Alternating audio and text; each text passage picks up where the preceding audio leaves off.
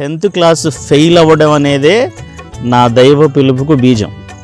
గురుత్వం మీద ఉన్నటువంటి ప్రజలకి గురుత్వం మీద ఎంత దైవీకమైన భావం ఉంది అనేది నాకు అక్కడ అర్థమైంది. That really changed my concept of priesthood. అంటే గురుత్వంలో ఉన్న గురుత్వ అభిషేకములో ఉన్నటువంటి ఒక గొప్ప ఘనత ఇది అని నేను నిత్యం కూడా నా మనసులో బాగా ధ్యానపూర్వకంగా ఉండేవాడిని. గురుత్వము ఇది దేవుని యాజకత్వము.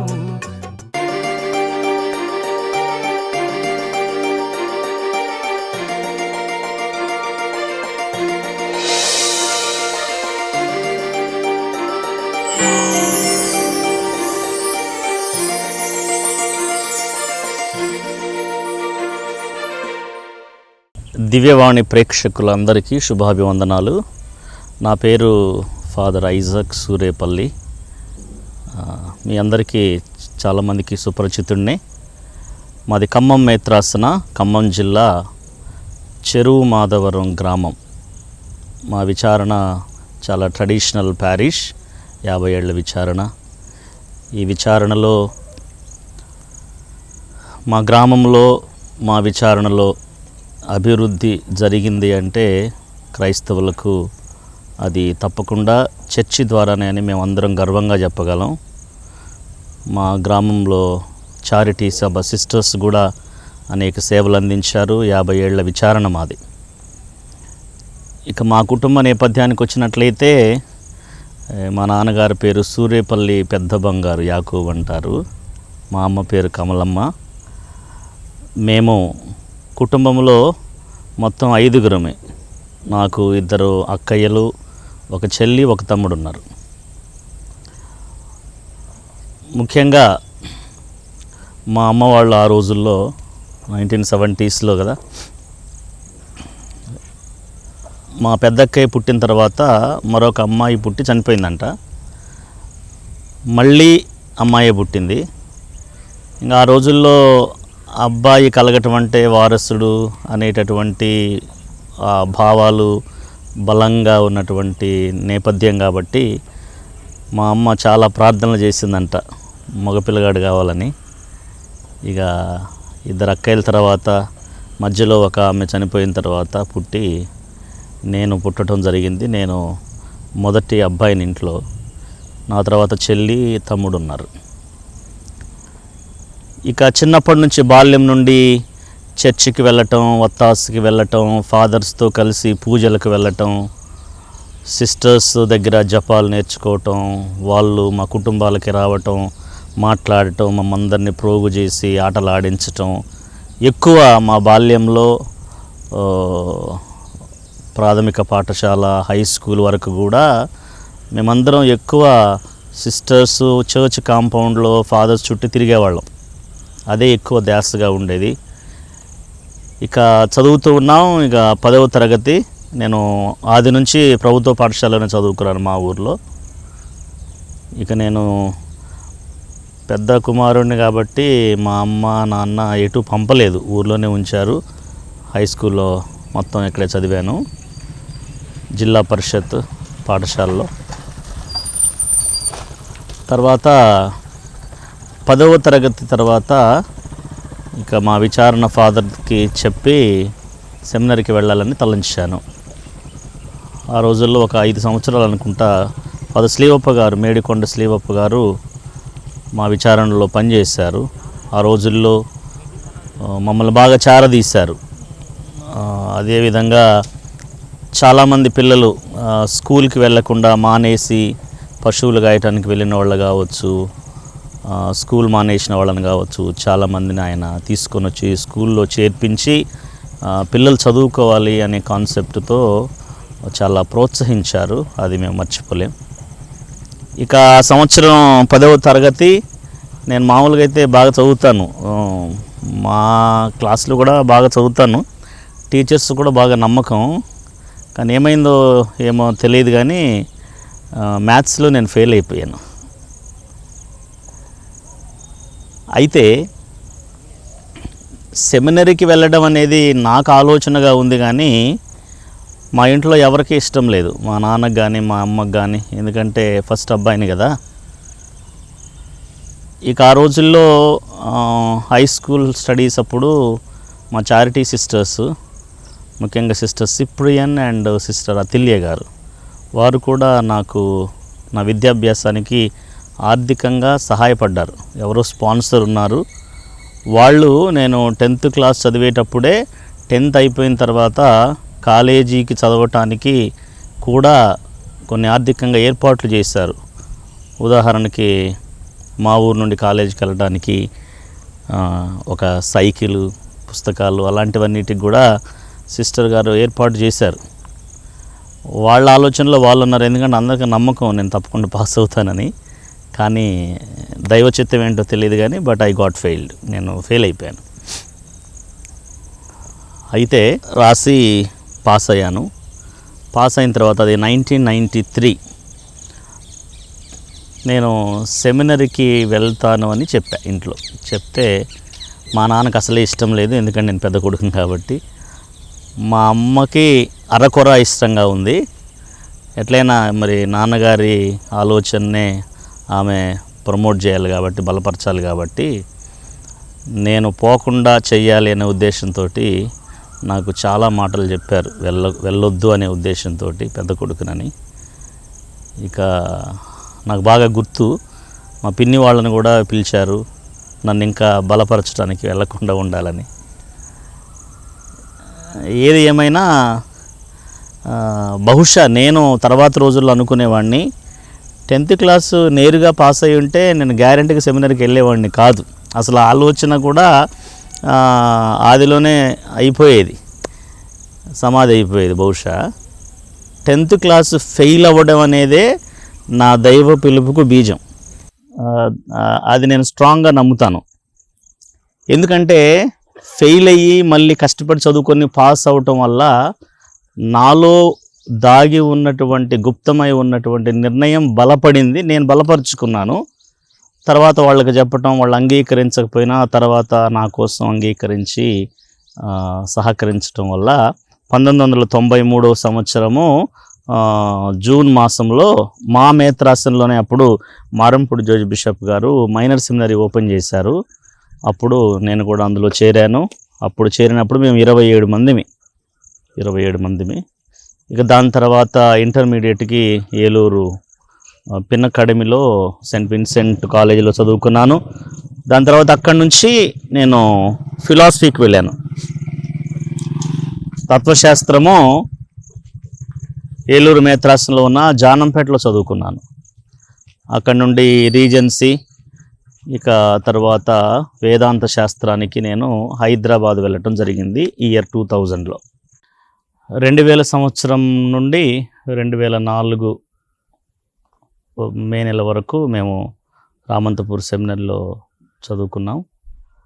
ఇక అక్కడ చూసినట్లయితే చాలా చక్కగానే ఉపాధ్యాయులు ఉన్నారు, మంచి ప్రొఫెసర్స్, చక్కగా బోధించేవారు. ముఖ్యంగా ఫాదర్ స్టీఫెన్ థామస్ అని ఆయన చాలా మాకు ప్రేరణ ఇచ్చినటువంటి గురువు. ఎందుకంటే ఆయన ఒక సైంటిస్ట్గా ఉండి తరువాత నిజమైనటువంటి దేవుణ్ణి తెలుసుకొని ఆయన గురువు అవటం జరిగింది. ఆ విధంగా ఆయన మాకు క్లాస్కి వచ్చినప్పుడల్లా ఆయన జీవితంలో మలుపులు చెప్పేవాడు. ఆ విధంగా కూడా మా దైవ పిలుపు అనేది బలపడటం జరిగింది. ఓకే, 2000 సంవత్సరంలో మేము థియాలజీ, వేదాంత శాస్త్రానికి హైదరాబాదులోని సెయింట్ జాన్ సెమినరీకి వెళ్ళాము. అక్కడ చదువుకుంటున్నటువంటి సమయంలో మా నాన్నగారు బాగా సిక్ అయిపోయారు. నేను ఫిలాసఫీలో ఉన్నప్పుడు ఆయన బాగా సిక్ అయ్యారు, పక్షవాతం వచ్చింది, మంచంలో ఉన్నాడు. చాలామంది మా ఇంటి పేరిట వాళ్ళందరినీ నేను పిన్ని అనను, అమ్మ అంటాను ఇప్పటికి కూడా. బాబాయిలు అలాంటి వాళ్ళందరినీ కూడా నానానే అంటాను. ఈ విధంగా నేను సెలవులకు వచ్చినప్పుడల్లా ఫ్యామిలీ విజిట్ చేసేవాడిని. చేసినప్పుడు వాళ్ళందరూ అనేవాళ్ళు, అయ్యా నువ్వు ఎక్కడో సాములు రావడానికి వెళ్ళావంట కదా, నాన్నకేమో బాగలేదు, అమ్మొక్కతే చాలా ఇబ్బంది పడుతుంది కదా, నువ్వు తిరిగి రావాలి అని చాలా ఒక శోధనగా అనిపించేది నాకు. వాళ్ళు అన్ని మాటలు చెప్తున్నా కూడా నాకేమనిపించేది కాదు. నేను చెప్పేవాడిని, లేదమ్మా నేను హైదరాబాద్లో చదువుకుంటున్నాను అని అలా తిరగొట్టేవాడిని. ఎందుకంటే ఇక వాళ్ళు అదే మాట చెప్తారు, నేను అదే మాట వినాలి అనే ఉద్దేశంతో ఇక నేను సెలవులకు వచ్చి వెళ్ళినప్పుడల్లా చాలా బాధగా వెళ్ళేవాడిని. మా అమ్మ కూడా నన్ను చాలా బాధపడుతూ పంపించేది. ఇక మా నాన్నకైతే అసలు ఆ టైంలో నేను దగ్గరున్న సరిపోయేదనే టైప్ ఆఫ్ ఆలోచనలు ఉండేవాడు మా నాన్న. ఒక రకంగా నేను చెప్తా ఉంటాను అక్కడక్కడ ప్రసంగాల్లో, I don't feel anything about this. ఏంటంటే మా నాన్న మరణానికి సగం కారణం నేనే అని చెప్తాను. ఎందుకంటే ఆయన నిర్ణయానికి వ్యతిరేకంగా వివాహం లేని జీవితం కోసం నేను వెళ్ళాను అనేటటువంటి ఆందోళన ఆయనలో నిత్యము ఉండేది. ఆ విధంగా బీపీ రైజ్ అయిపోయి పక్షవాతం వచ్చి మంచాన పడ్డాడు మా నాన్న. ఎందుకో మరి నాకు తెలియదు, కానీ దేవుని శక్తి నన్ను వెంబడించిందని నేను నమ్ముతున్నాను. ఆ విధంగా నేను ఎప్పుడు వెనక్కి రావాలని మాత్రం అనుకోలేదు.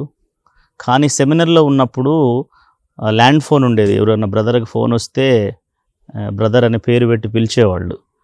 నా బ్రదర్ ఐజాక్ నీకు ఫోన్ అని అన్నప్పుడల్లా నాకు చాలా భయం వేసేది. ఎందుకంటే అది మా నాన్న మరణంకి సంబంధించిన కాల్ అవుతుందో ఏమో అనేటటువంటి భయం బాగా ఉండేది నాకు. సో ఆ విధంగా మొదటి సంవత్సరం అయిపోయింది. నేను సెలవులకు వచ్చాను. 2001 సంవత్సరం మే నెలలో మా నాన్నగారు చనిపోవటం జరిగింది. సో ఆ విధంగా గుండెలో ఎంతో బాధ ఉంది. అయినా సరే మా అమ్మ మాత్రం నన్ను తర్వాత కాలంలో బాగా ప్రోత్సహించింది. మా నాన్న సిక్ అయినప్పుడు కూడా నన్ను మాత్రం ఆమె ఎప్పుడు బలవంత పెట్టలేదు వెనక్కి రావాలని. కానీ ఆ విధంగా ఇంకా మా నాన్న అనారోగ్య పరిస్థితిని నా దగ్గర దాచిపెట్టేది, మళ్ళీ నేను చెదిరిపోతాను మైండ్లో అనే ఉద్దేశంతో. సో ఆ విధంగా మా అమ్మ నాకు చాలా చాలా ప్రోత్సాహం ఇచ్చింది. అంతేకాదు మా అమ్మ బాగా ప్రార్థన చేస్తుంది ఇప్పటికి కూడా.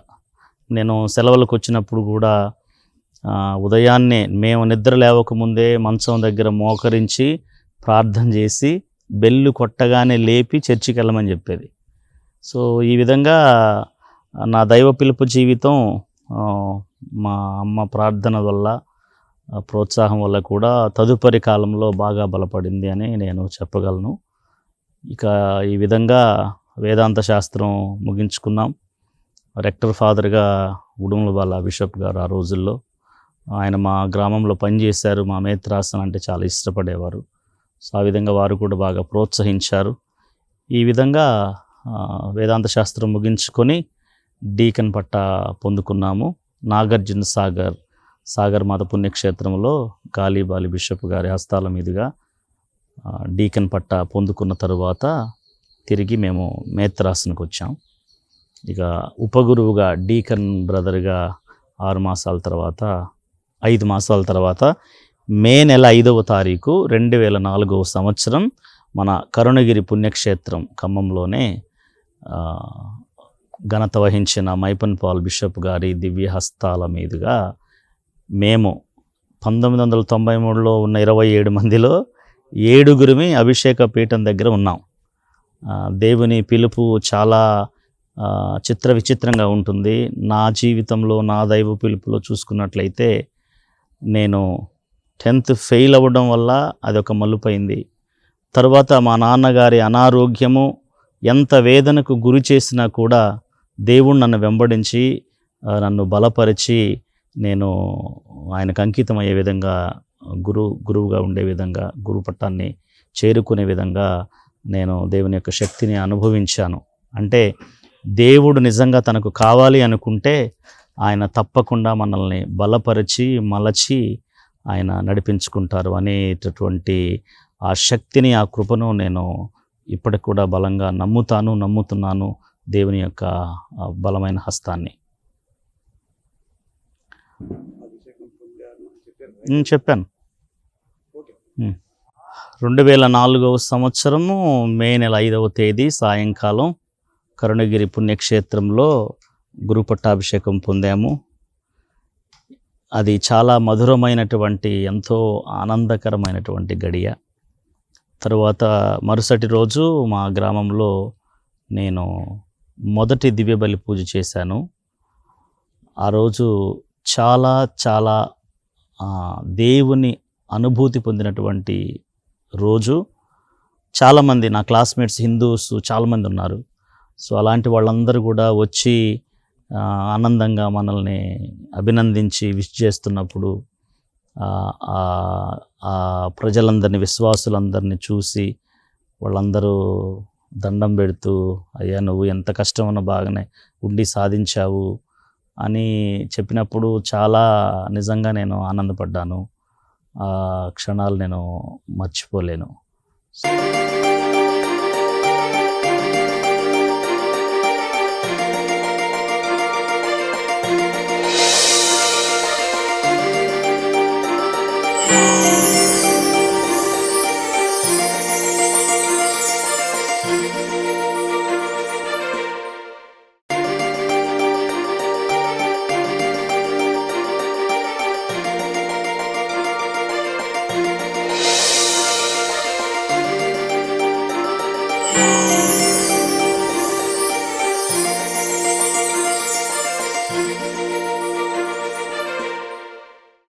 2004 సంవత్సరం మే 5వ తేదీన గురువుగా అభిషేకం పొందిన తర్వాత మొట్టమొదటిగా మా బిషప్ గారు నాకు, మైపన్ పాల్ బిషప్ గారు, అప్పుడు మైనర్ సెమినరీని ఖమ్మం ఇక్కడే కరుణగిరి పుణ్యక్షేత్ర ప్రాంతంలో ఉండేది, ప్రాంగణంలో, అక్కడ నాకు అపాయింట్మెంట్ ఇచ్చారు మైనర్ సెమినరీ రెక్టర్గా.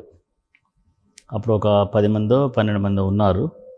తర్వాత కాలక్రమేణా కొంతమంది వెళ్ళిపోవడం వల్ల మిగిలినటువంటి గురు విద్యార్థుల్ని సూర్యాపేటకు పంపడం జరిగింది. ఆ తర్వాత తండ్రి గారు నన్ను అసిస్టెంట్ విచారణ గురువుగా, సహాయ గురువుగా చింతకాని పంపించారు.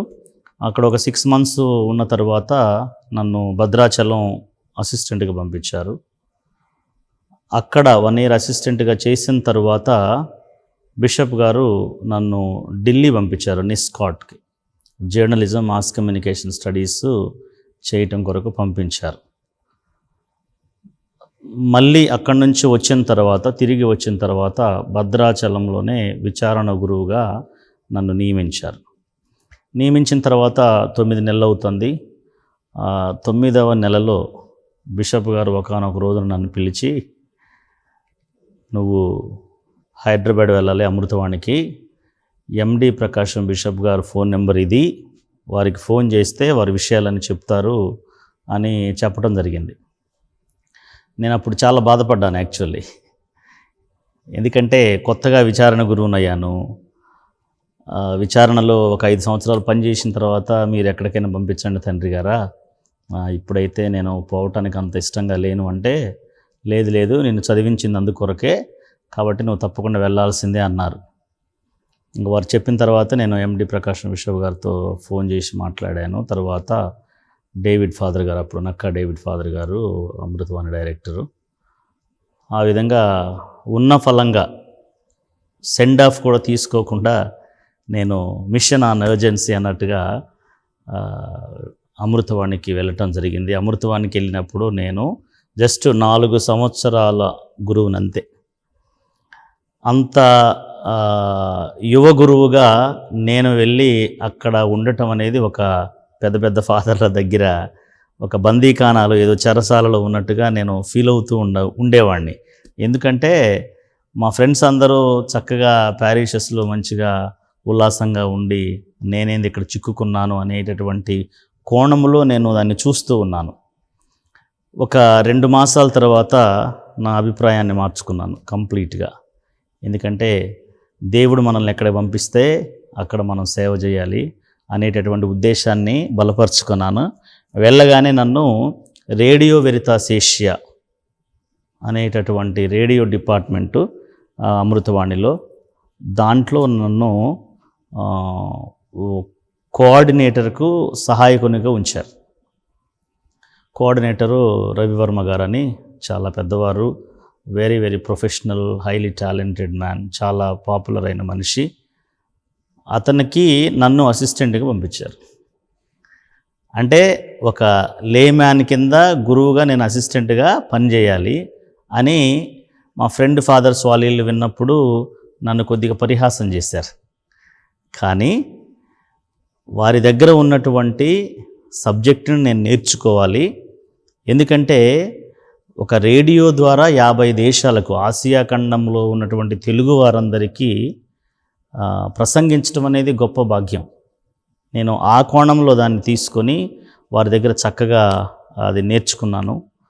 వాయిస్ మోడ్యులేషన్స్ కావచ్చు, ఇంకా భాషా పరిజ్ఞానం కావచ్చు, తర్వాత సాంకేతికంగా ఆ ప్రోగ్రామ్ని ఎలా రికార్డ్ చేయాలి, దానిలో మెలకువలన్నీ కూడా నేర్చుకున్నాను. కేవలం ఒక 2-3 మాసాల్లోనే మాకు జరిగినటువంటి సమావేశంలో రవివర్మ గారు, అప్పుడు తుమ్మబాల బిషప్ గారు మాకు చైర్మన్, వారికి మంచి రిపోర్ట్ ఇచ్చారు జనరల్ బాడీ మీటింగ్లో.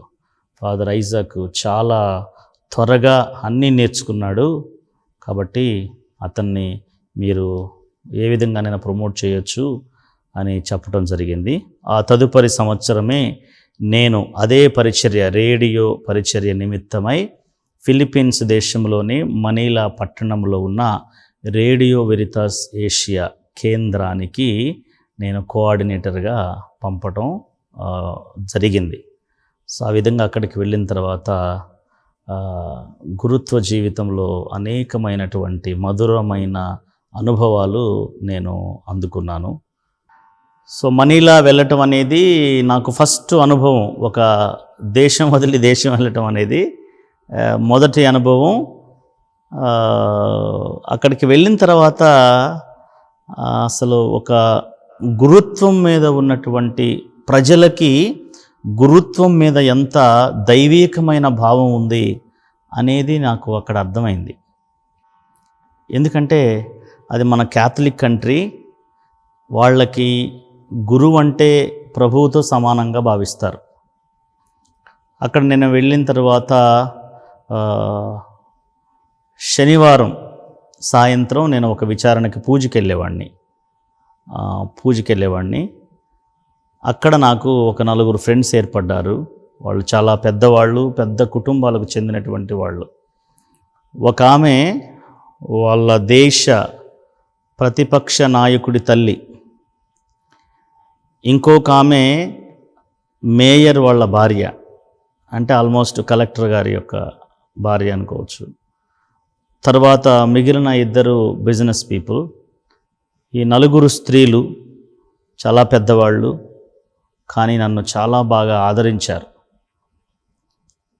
నన్ను చాలా సంరక్షించారు ఆ దేశంలో. అది కూడా చాలా పేద దేశం, దొంగతనాలు కూడా ఎక్కువ జరుగుతూ ఉండేవి. ఒకానొకసారి నేను బ్యాంకుకి వెళ్ళాను. అక్కడ ట్రై సైకిల్స్ అని ఉంటాయి, అంటే మన మోటార్ సైకిల్కి సైడ్కి ఒక చిన్న రూఫ్ తోటి ఉంటుంది. సో ఒకరోజు నేను బ్యాంకుకి వెళ్ళి డబ్బులు తీసుకొని వచ్చేటప్పుడు నేను ఏ మార్గంలో వెళ్ళానో ఆ మార్గం గుండా అదే ట్రై సైకిల్లో వస్తున్నాను. ఒకానొక దగ్గర మధ్యలోకి రాగానే ఆ ట్రై సైకిల్ డ్రైవరు బ్రేక్ వేసాడు సడన్గా. ఏందబ్బా బ్రేక్ వేసాడని నేను ఇలా చూసేసరికి ఆయన ఇలా అన్నాడు. ఏంటి అని ఇలా తిరిగి చూసేసరికల్లా I was at gun point. 2 దొంగలు, ఒకడు నాకు గన్ ఇలా పెట్టాడు, నా చేతిలో డబ్బులోను బ్యాంక్ పుస్తకం ఉంది ఇలాగనే. వాడు ఇలా పెట్టాడు. ఏమాత్రం నేను చెయ్యిని ఇట్లా విదిలించినా వెంటనే షూట్ చేసేటోడు.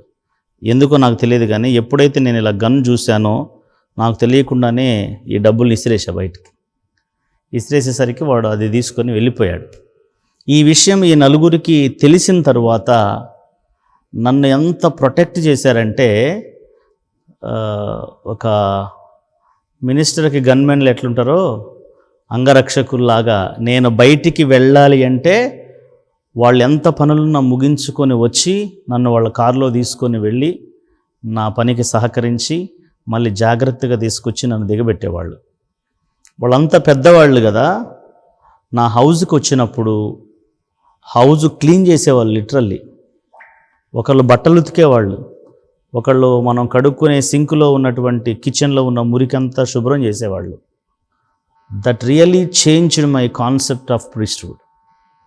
ఇంత పెద్దవాళ్ళు, వీళ్ళకి నేనేమవుతాను, నాకు వాళ్ళకి సంబంధం ఏంటి, కేవలము ఒక అభిషేకం పొందిన గురువుని అనేటటువంటి ఏకైక ఆత్మీయ సంబంధం తప్పితే వాళ్ళెవరు, నేనెవరు, ఆర్థిక స్థాయి చూస్తే వాళ్ళకి ఏ పాటికి మనం సరిపోము.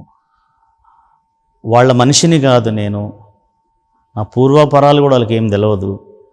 అటువంటి నన్ను ఇంత పెద్దవాళ్ళు, ఇంత మనం ఇంత దరిద్రమైన పని అని అనుకునేటటువంటి దాన్ని సంతోషంగా సేవగా నాకు చేసేవాళ్ళు. దాంతో నేను చాలా చాలా గురుత్వం గురించి లోతైనటువంటి భావంలోకి వెళ్ళిపోయా. అంటే గురుత్వంలో ఉన్న, గురుత్వ అభిషేకములో ఉన్నటువంటి ఒక గొప్ప ఘనత ఇది అని నేను నిత్యం కూడా నా మనసులో బాగా ధ్యానపూర్వకంగా ఉండేవాడిని. ఆ విధంగా మనీలాలో ఫిలిప్పీన్స్ దేశంలో నేను అక్కడ 2 సంవత్సరాలు రేడియోలో పనిచేశాను. అక్కడ ఆసియా ఖండంలో ఉన్నటువంటి 16 దేశాల వాళ్ళు అక్కడ ఉండేవాళ్ళు. ఎవరి విభాగంలో వాళ్ళు ఉండేవాళ్ళు. చైనా, మియన్మార్, పాకిస్తాన్, ఈ విధంగా అనేక దేశాల నుంచి, శ్రీలంక, ఈ విధంగా 16 దేశాల వాళ్ళతో ఒక 5 సంవత్సరాల గురువుగా పనిచేసేటటువంటి గొప్ప అదృష్టం నాకే దొరకటం అనేది నేను చాలా గొప్పగా అనుభూతితోటి దేవునికి నేను నిజంగా కృతజ్ఞతలు చెప్పుకున్నాను. ఈ విధంగా నా జీవితం అక్కడ 2 సంవత్సరాలు గడిచింది. తర్వాత టెక్నాలజీ పెరగటం వలన మళ్ళీ తిరిగి అమృతవాణికి నేను రప్పించబడ్డాను. 2011 సంవత్సరంలో రేడియో వెరితాస్ ఏషియాలో 2 సంవత్సరాలు పనిచేసిన తర్వాత నన్ను అమృతవాణికి అడ్మినిస్ట్రేటర్గా మరియు భారతమిత్రం పక్షపత్రికకు చీఫ్ ఎడిటర్గా ఆనాటి అమృతవాణి చైర్మన్ దివంగత పీఠాధిపతులు తుమ్మ బాలా గారు నియమించారు. అది చాలా గొప్ప విషయం. ఎందుకంటే అమృతవాణి అంటే దేశంలోనే ఒక పేరెన్నికగనినటువంటి సమాచార కేంద్రం. అలాంటిది అంత పెద్ద సంస్థకు ఇంత చిన్న గురువును నేను నియమించబడటం అనేది చాలా, నేను అదృష్టం అనే దానికంటే కూడా చాలా భయంగా, భారమైన బాధ్యతగా భావించాను. ఇక భారతమిత్రానికి చీఫ్ ఎడిటర్ అంటే అది మామూలు విషయం కాదు. ఎంతోమంది మేధావులు, 70 ఏళ్లగా చదివినటువంటి అనుభవజ్ఞులు, గొప్ప రచయితలు ఉన్నటువంటి గొప్ప చరిత్ర కలిగినటువంటి పత్రిక అది. స్వాతంత్రానికి ముందు నుంచి నడపబడినటువంటి పత్రిక. అలాంటి పత్రికకు యోధానుయోధులైనటువంటి వాళ్ళు చీఫ్ ఎడిటర్స్గా ఉన్నారు. ఇంత చిన్న గురువునైనటువంటి నేను దీనికి న్యాయం చేయగలనా అని అనుకున్నాను. అదే సమయంలో మరి నేను చెయ్యగలను అని ఎంత నమ్మకం ఉంటే 13 మంది పీఠాధిపతులు మనల్ని నియమిస్తారు. వారు మన సామర్థ్యంలో నమ్మకం ఉంచినందుకు ఆనందిస్తూ సంతోషంగా ఆ బాధ్యతను నేను పోతిరెడ్డి రాయపురెడ్డి ఫాదర్ నుంచి స్వీకరించాను. ఒకప్పుడు భారతమిత్రంలో సెమినరీ విద్యార్థిగా ఉన్నప్పుడు నా రచన పబ్లిష్ అయితేనే ఎంతో ఆనందపడినటువంటి నేను ఆ పత్రికకే సంపాదకునిగా ఉండటం అనేది ఇట్ ఈస్ అనూహ్యమైనటువంటిది, అద్భుతమైనటువంటి ఘట్టం నా జీవితంలో. మరి దేవుని కృప చొప్పున నేను దాన్ని స్వీకరించి దేవుడు నాకిచ్చినటువంటి పరిమితమైన జ్ఞానంతో మరి సేవ చేయటం జరిగింది. నేను చెప్పటం కాదు కానీ భారతమిత్రం స్వీకరించిన తరువాత మరి దాని స్థాయిని కూడా మనం పెంచాము, నాణ్యతను పెంచాము. శ్రీకాకుళం ఈ చివరి నుండి ఆ చివర కడప వరకు కూడా ప్రతి మేత్రాసనానికి వెళ్ళి గురువులను కలిసి, ఉపదేశాలను కలిసి, టీచర్స్ను కలిసి ఒక పెద్ద పెద్ద విచారణల్లో పూజలు చేస్తూ ఆ పత్రికను ప్రమోట్ చేసుకుంటా ఈ విధంగా భారతమిత్రం పత్రికను ఎక్కువగా విస్తరించగలిగాం. నా ఆనందం ఏంటంటే దాంట్లో రాసేటటువంటి మన రచనలు ఎంతోమందిని ప్రేరేపిస్తున్నాయి అనేటటువంటి ఉత్తరాలు వచ్చినప్పుడు వాటిని చదివినప్పుడు ఎంతో తలపండినటువంటి వారు రిటైర్డ్ అయినటువంటి టీచర్సు అభినందించటం అనేది చాలా ప్రోత్సాహంగా అనిపించేది. ఈ విధంగా దేవుని కృప వలన నేను ప్రాంతీయ స్త్రీ సభకు 9 సంవత్సరాలు సేవ చేశాను, అంటే 3 టర్మ్స్. సో ఈ విధంగా మరి భారతమిత్రం పత్రికకు సంపాదకునిగా పనిచేస్తున్న క్రమంలో ఏ రోజు కూడా అందులో ఒక తప్పు దొర్లింది అని పాఠకులు కానీ, రచయితలు కానీ, పీఠాధిపతులు కానీ, ఎంతో అనుభవజ్ఞులైనటువంటి సీనియర్ రచయితలు కానీ ఎవరు కూడా తప్పులు ఎంచలేదు. అంటే అది నేనేదో గొప్ప రచయితనని కాదు, కానీ దేవుడు అంత యువగురువునైనటువంటి నన్ను ఆయన మలుచుకొని చక్కగా ఉపయోగించుకున్నారు అని నేను నమ్ముతూ ఉన్నాను. తర్వాత ఆ క్రమంలోనే తెలుగు పీఠాధిపతుల సమాఖ్య కేంద్రానికి అడ్మినిస్ట్రేటర్గా కూడా తుమావాల బిషప్ గారు నియమించారు. ఈ విధంగా నాకు ఇచ్చినటువంటి బాధ్యతను ఎంతో భారం అనుకోకుండా చాలా బాధ్యతగా పని చేయటానికి చాలా అంకితభావంతో చేసినటువంటి సంతృప్తి నాకు ఈ రోజు వరకు కూడా ఉన్నది అని నేను చెప్పగలను.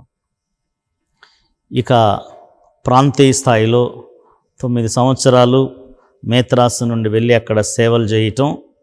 ఇక తిరిగి వచ్చేటప్పుడు మామూలుగా పీఠాధిపతులు ఒక మంచి విచారణ కావచ్చు, లేకపోతే ఒక మంచి ఆఫీసులో కావచ్చు అవకాశం ఇస్తారని మామూలుగా అందరూ అనుకుంటారు. అట్లానే మా ఫాదర్లు అనుకున్నారు, నేను కూడా అనుకున్నా. కానీ మా బిషప్ గారు నన్ను ఈ డయాసిస్లో మారుమూల అనగా చివరి విచారణ ఆల్మోస్ట్ ఆంధ్ర బోర్డర్లో ఉంటుంది అయ్యవారి గూడెమని. ఆ విచారణ అనగా ఇక్కడ నుంచి సుమారు ఆల్మోస్ట్ 95 కిలోమీటర్స్ ఉంటుంది. అక్కడికి నన్ను మా బిషప్ మైపన్ పాల్ గారు నియమించారు.